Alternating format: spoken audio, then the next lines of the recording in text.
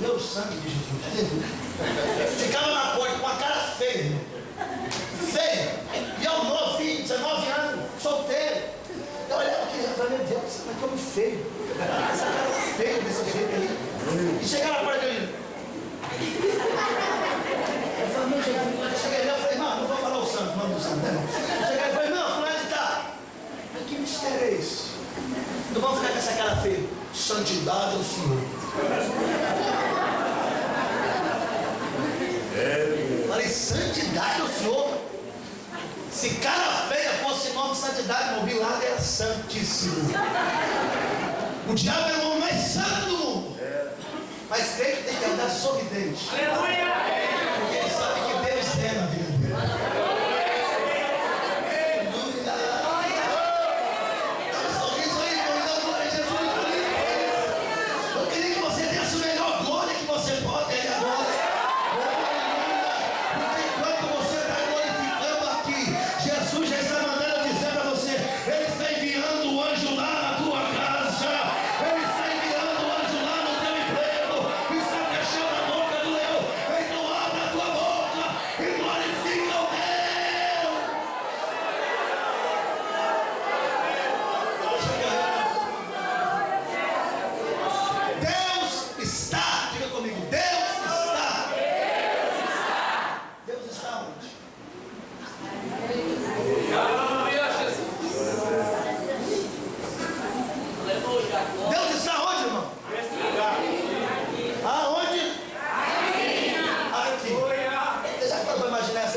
Deus está aqui.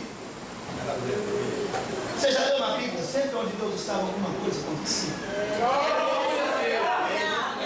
Vou dar uma boa notícia evangélica do céu, pentecostal assembleiana para te dar. Deus está aqui. E por Ele estar aqui, alguma coisa vai acontecer.